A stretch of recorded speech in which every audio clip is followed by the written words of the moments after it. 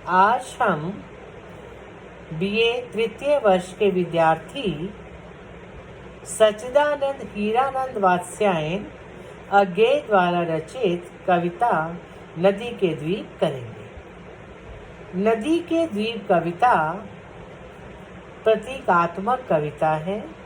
इसमें कवि ने नदी की धारा, द्वीप और भूखंड के प्रतीक के माध्यम से व्यक्ति, समाज और जीवन प्रवाह के पारंपरिक संबंधों को उजागर किया है।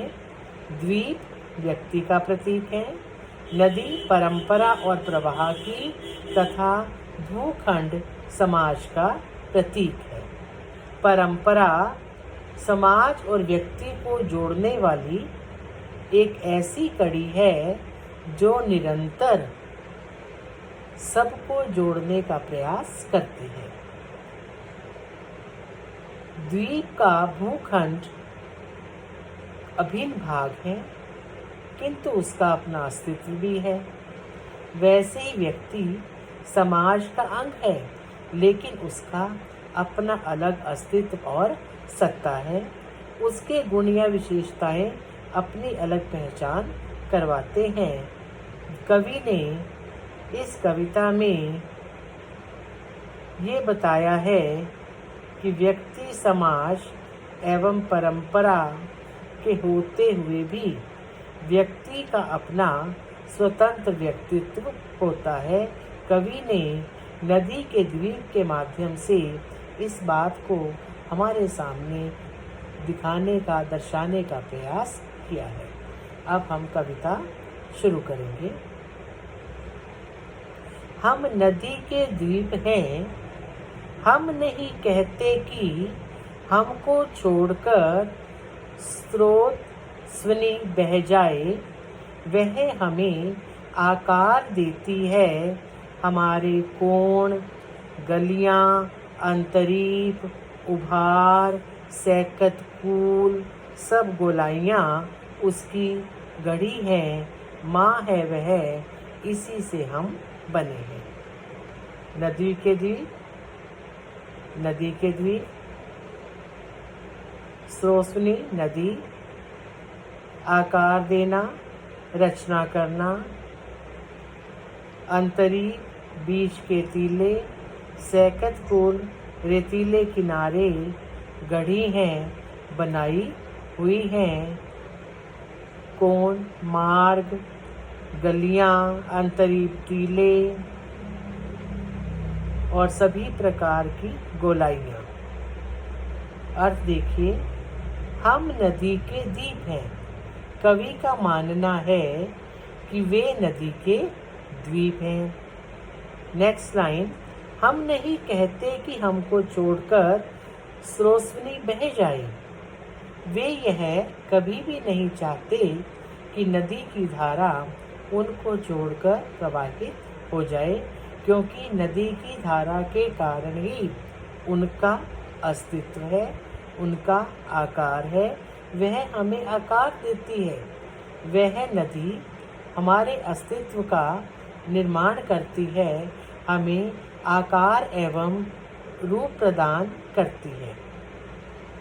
हमारे कोण, गलियां, अंतरीप उसकी धारा ही अनेक किनारों को काटती और बनाती है।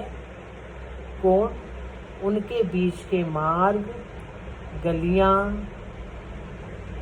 उनके उभार, गोलाइयाँ, रेतीले किनारे, इन सभी का निर्माण नदी की धारा के द्वारा ही हुआ है। सब गोलाइयाँ उसकी गढ़ी है। जो नदी है, उसी के कारण हम द्वीपों का अस्तित्व विद्यमान है। अर्थात माँ है वह, इसी से हम बने हैं। कवि कहता है कि नदी द्वीप की माँ के समान है, क्योंकि उसी के माध्यम से द्वीपों की रचना हुई है।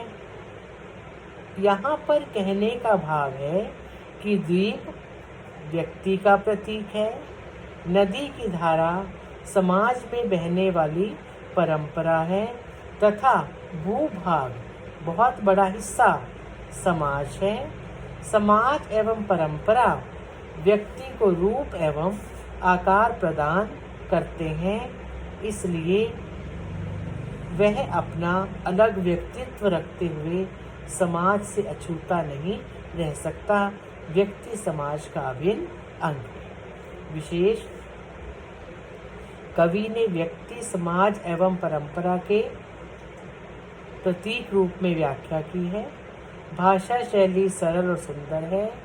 गंभीर अर्थ को प्रकट करने में कविता की भाषा सफल हुई है। काव्य का यह अंश मुक्त छंद होते हुए लय और प्रवाह से युक्त है। Next paragraph. किंतु हम हैं द्वीप, हम धारा नहीं है, स्थिर समर्पण है हमारा। हम सदा से द्वीप हैं स्रोतस्विनी के, किंतु हम बहते नहीं, क्योंकि बहना रेत होना है।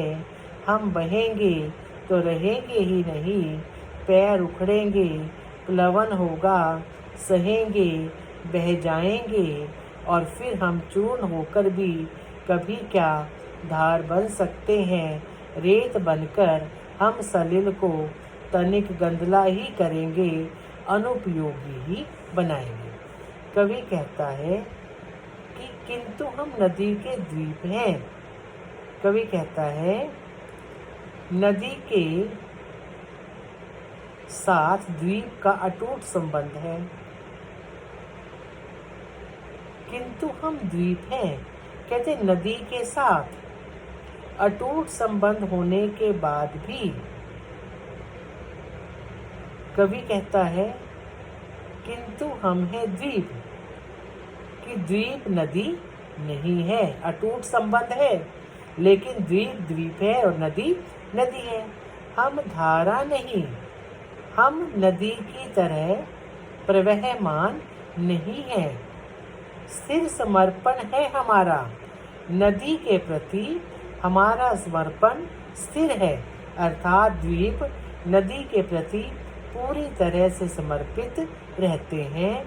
हम सदा से द्वीप हैं सुनी के, हम तो सदा से नदी के द्वीप हैं, किंतु हम बहते नहीं, लेकिन हम नदी की तरह बहते नहीं हैं। हमारा अपना अलग और स्वतंत्र व्यक्तित्व है, क्योंकि हम बहते नहीं हैं, क्योंकि बहना रेत होना है। द्वीप कहते हैं हम नदी के समान बहते नहीं है, क्योंकि बहने से उनका अस्तित्व मिट जाएगा और वो रेत में मिल जाएंगे, उनका विनाश होगा। इसलिए वो नदी नहीं है बल्कि द्वीप है। हम बहेंगे तो रहेंगे ही नहीं।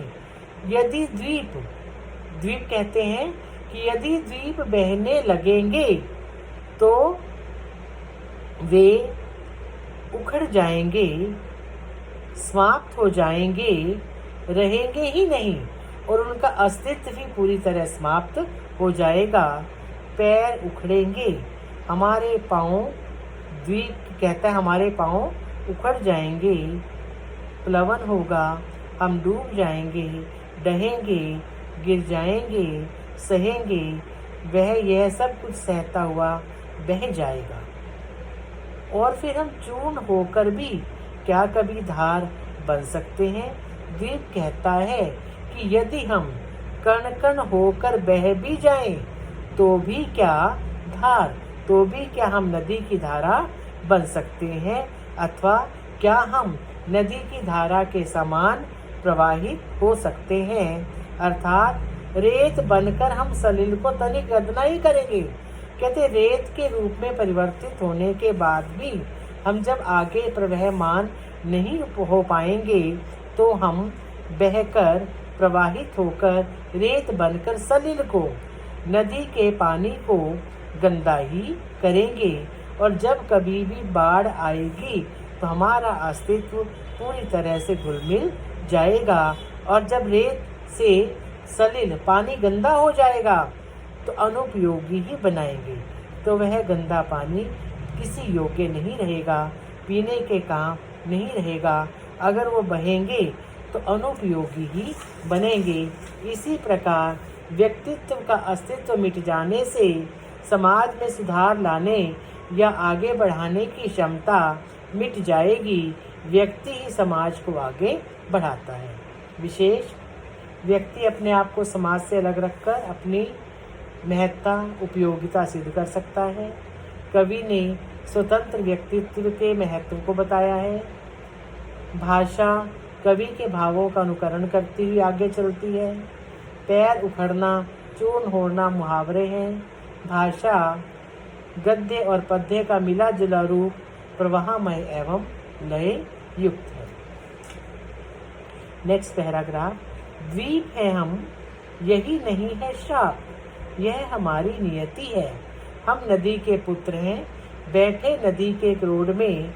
वह वृहद भूखंड से हमको मिलाती है और वह भूखंड हमारा पितर है। यदि तुम बहती चलो, भूखंड से जो दाई हमको मिला है मिलता रहे। मांझती संस्कार देती चलो, यदि ऐसा कभी हो। श्राप अनिष्ट, नियति भाग्य। नदी के पुत्र, नदी की संतान। क्रोध गोद, वृहद विशाल या विस्तृत। भूखंड पृथ्वी का हिस्सा। पिता बहती चलो, प्रवाहित होती चलो। भूखंड पृथ्वी का एक हिस्सा। दाय संपत्ति। मांझती निखारती हुई। संस्कार अच्छे विचार। द्वीप है हम, कवि कहता है कि हम द्वीप हैं, यह नहीं श्राप। द्वीप होना कोई बुरी बात या श्राप नहीं है, यह अपनी नियति है। यह होना, द्वीप होना तो हमारा भाग्य है। हम नदी के पुत्र हैं, नदी से उत्पन्न होने के कारण हम नदी के पुत्र हैं। बैठे नदी की क्रोध में, इसलिए नदी की गोद में बैठे हुए हैं तथा उसकी ममता के सुख को प्राप्त कर रहे हैं। वह वृहद भूखंड से हमको मिलाती है। यह नदी हमारा नाता इस विशाल भूखंड से जोड़ती है, हमें मिलाने का काम करती है। और वह भूखंड हमारा पिता है और यह विशाल भूमि का हिस्सा हमारा पिता है, हमारे पितर हैं। नदी तुम बहती चलो, हे नदी तुम निरंतर प्रवाहित होती हुई आगे की तरह बढ़ती रहो। यही हमारी कामना है, यही हमारी इच्छा है। भूखंड से जो दाय हमको है मिलता रहे। द्वीप दोबारा से नदी को संबोधित करते हुए कहते हैं कि इस भूमि से, भूखंड से, भूमि के हिस्से से दाय संपत्ति के रूप में, विरासत के रूप में जो हमें मिला है मिलता रहे, वह हमेशा हमें मिलता रहे। मांझती तुम उसे सजाती हुई, संस्कार संवारती हुई हमेशा हमसे मिलती रहो।